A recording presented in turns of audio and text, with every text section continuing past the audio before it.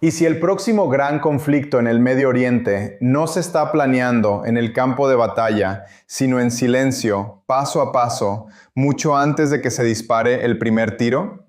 Porque a veces las guerras no comienzan con explosiones, comienzan con narrativas.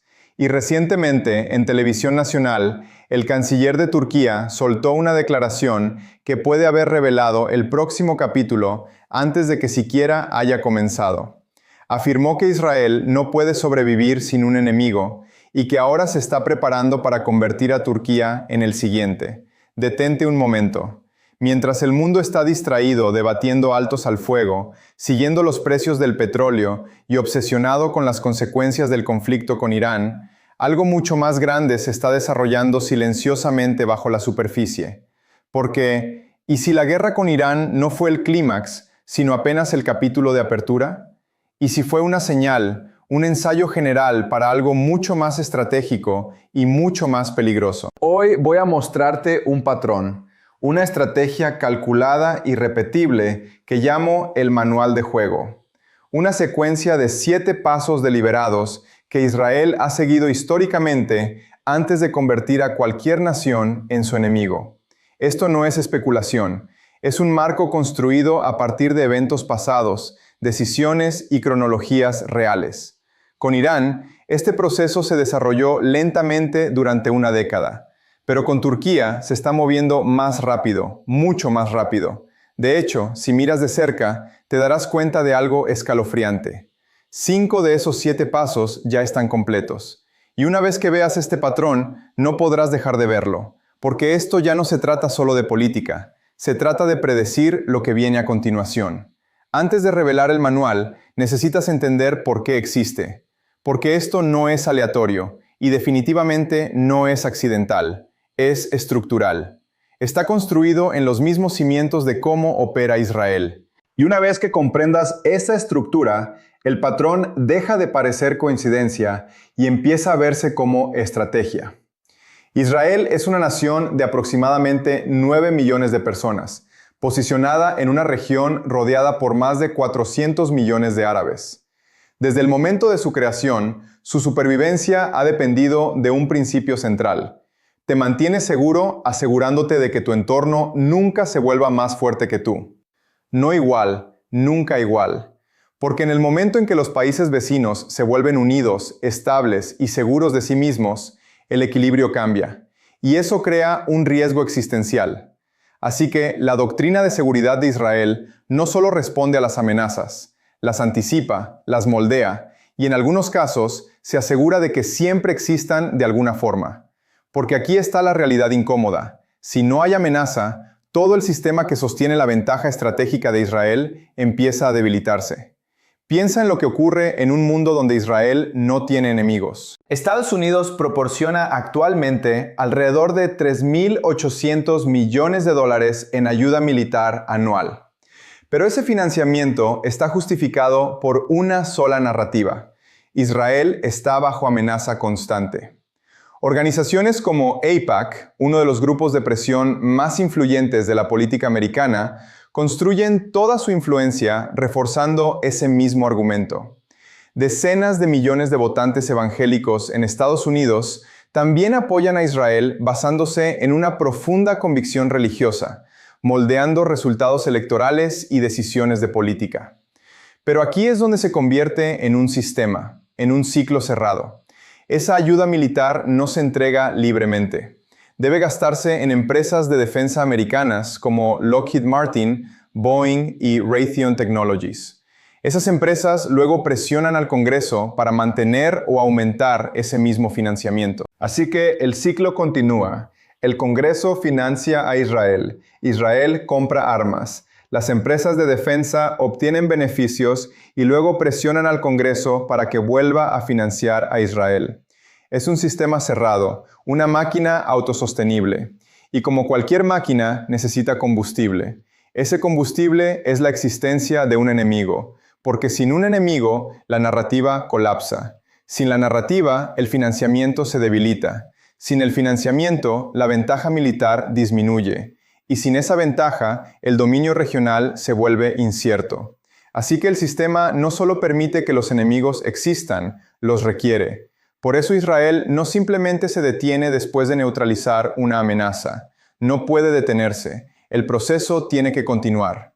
Los analistas suelen describir esta estrategia con una frase escalofriante: cortar el césped. La idea es simple. No puedes eliminar el pasto permanentemente, así que lo cortas, lo dejas crecer y lo vuelves a cortar, indefinidamente. Pero, con el tiempo, el césped se expande, los objetivos crecen y el alcance se amplía. Y si rastreamos los eventos desde los ataques del 7 de octubre, comienza a emerger una secuencia clara. Primero Hamás, luego Hezbollah, luego Siria, luego Yemen, luego Irán. Esos son 5 frentes importantes en menos de 3 años. Y lo más inquietante de todo es que el capítulo de Irán ni siquiera está completamente cerrado y ya han comenzado las discusiones sobre el próximo enemigo.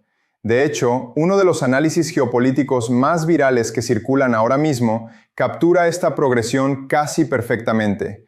Hezbollah fue el cuarto de final, Irán es la semifinal y Turquía es la gran final. Eso puede sonar dramático hasta que empiezas a ver los mismos pasos repetirse. Porque lo que estoy a punto de mostrarte no es teoría, es un patrón, un manual de 7 pasos que ya ha sido utilizado antes. Y cuando comparas a Irán y a Turquía uno al lado del otro, la revelación golpea con fuerza. El mismo manual ya está en marcha. El primer paso es nombrar al enemigo. Todo conflicto comienza con una etiqueta. Antes de que se tome cualquier acción, antes de que se justifique cualquier política, el objetivo primero debe ser definido claramente y repetido hasta que el mundo lo acepte. Con Irán, este proceso tomó décadas. Los líderes israelíes consistentemente enmarcaron a Irán como una amenaza existencial, repitiéndolo en cada foro importante, desde discursos en las Naciones Unidas hasta entrevistas y reuniones diplomáticas de alto nivel. El mensaje era simple e implacable: Irán es el peligro.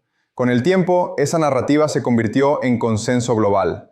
Ahora mira lo que está pasando con Turquía. El 17 de febrero de 2026, Naftali Bennett se presentó ante la poderosa conferencia de presidentes de principales organizaciones judías americanas e hizo una declaración que cambió el tono por completo. Dijo: está emergiendo una nueva amenaza turca. Turquía es el nuevo Irán. Debemos actuar simultáneamente contra Teherán y contra Ankara.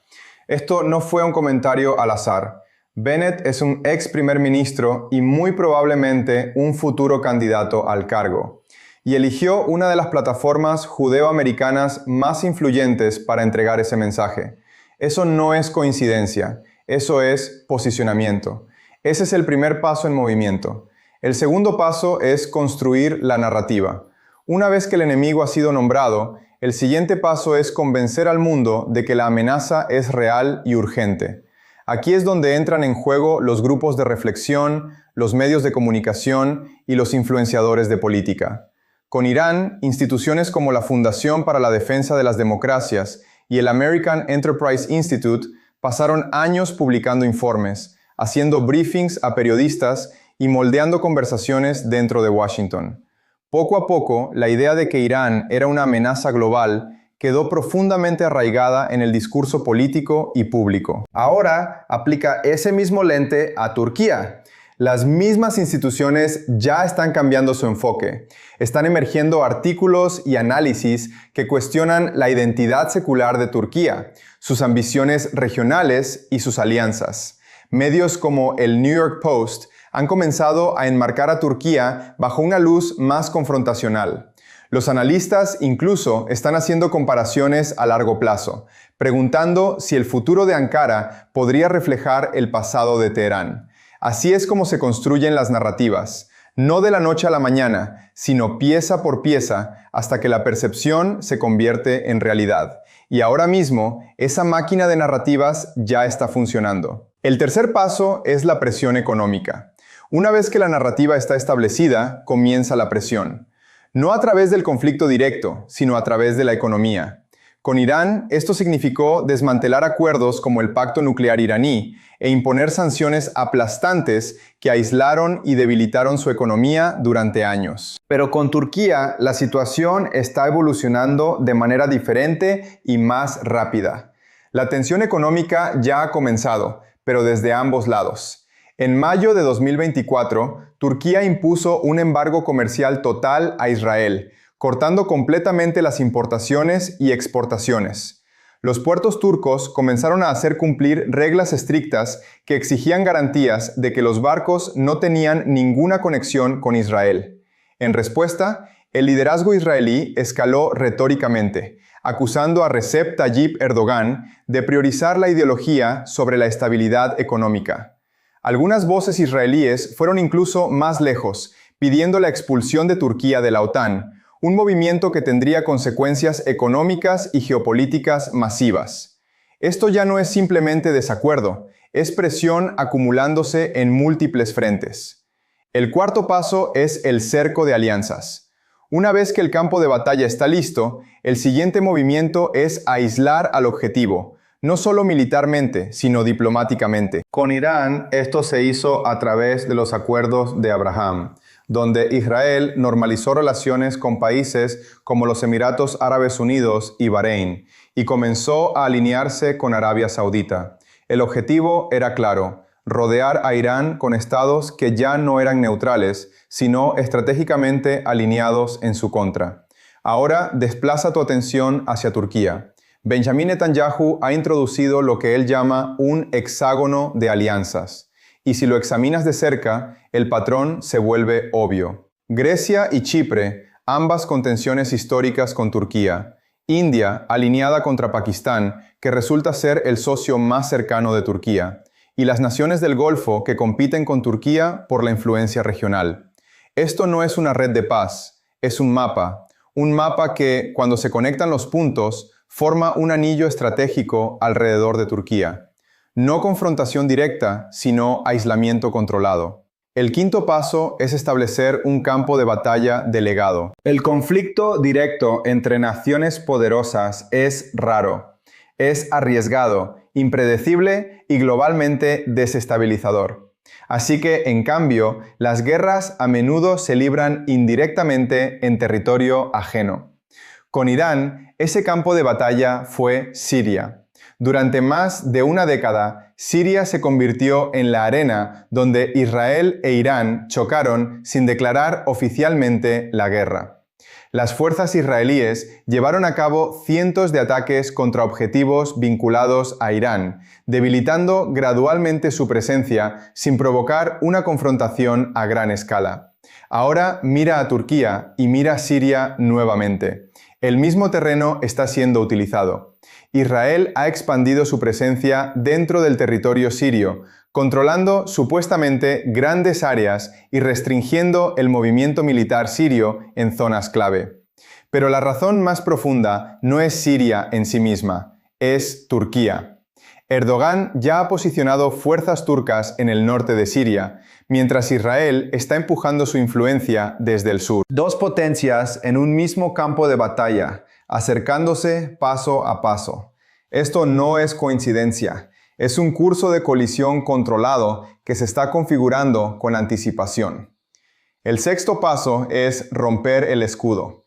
Este es el paso más crítico de todo el manual, porque antes de que pueda ocurrir cualquier movimiento final, la protección del objetivo debe ser eliminada.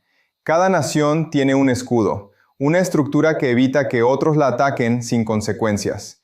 Para Irán, ese escudo fue el acuerdo nuclear iraní. Mientras ese acuerdo existía, Irán tenía legitimidad diplomática y respaldo global. Pero en 2018, bajo Donald Trump, el acuerdo fue desmantelado. El escudo desapareció y en pocos años la presión escaló dramáticamente. Ahora mira el escudo de Turquía, que es mucho más poderoso. La OTAN, específicamente el artículo 5, la cláusula que establece que si un miembro es atacado, todos los miembros deben responder. Mientras Turquía permanezca bajo ese paraguas, cualquier ataque directo contra ella arriesga desencadenar una confrontación con toda la alianza occidental. Eso no es simplemente disuasión, Es protección al más alto nivel. Entonces la pregunta es, ¿qué está pasando con ese escudo? En los últimos años, las señales han sido inquietantes. Trump ha criticado repetidamente a la OTAN, llamándola obsoleta y cuestionando el compromiso de América de defender a sus aliados. Durante sus campañas y discursos, ha impulsado cambios drásticos, exigiendo que los países miembros aumenten dramáticamente el gasto en defensa e incluso sugiriendo que Estados Unidos podría dar un paso atrás si esas demandas no se satisfacen. Estas no son pequeñas diferencias de política, son grietas en los cimientos de la propia alianza. Y luego llegó algo aún más revelador. Un alto funcionario americano de contraterrorismo declaró públicamente que, basándose en lo que presenció internamente, uno de los posibles motivos detrás del debilitamiento de la OTAN podría ser darle a América más flexibilidad para ponerse del lado de Israel en un futuro conflicto que involucre a Turquía. Piénsalo un momento. Si eso es verdad, si el debilitamiento de la OTAN está siendo usado estratégicamente para eliminar el principal escudo de Turquía, entonces lo que estamos viendo no es simplemente política exterior, es la preparación deliberada del terreno para el próximo gran enfrentamiento. El mismo manual, el mismo proceso, los mismos pasos, simplemente aplicados a un objetivo diferente y más grande. Y eso es lo que hace que esta situación sea tan extraordinariamente significativa. Porque Turquía no es Irán. Turquía es miembro de la OTAN. Turquía tiene el segundo ejército más grande de la alianza. Turquía controla el estrecho del Bósforo, la única entrada marítima al Mar Negro. Turquía tiene vínculos con el mundo árabe, el mundo turco, el mundo musulmán y el mundo occidental simultáneamente. Si Turquía es empujada hacia la confrontación de la misma manera en que Irán fue empujado durante la última década, las consecuencias no se limitarían al Medio Oriente. Se extenderían a Europa, a Asia Central, al Mar Mediterráneo y más allá. El patrón está claro. Los pasos están documentados. Y la pregunta que nadie en los medios convencionales está haciendo con suficiente seriedad es esta. Si 5 de los 7 pasos ya están completos, ¿qué detiene los 2 restantes? Porque basándome en todo lo que hemos visto hasta ahora, la respuesta incómoda es muy poco. Y el tiempo para entender esto, para verlo claramente antes de que el próximo capítulo se escriba, es ahora. No después de que los primeros titulares aparezcan, sino ahora, mientras el patrón todavía es visible para quienes saben dónde mirar.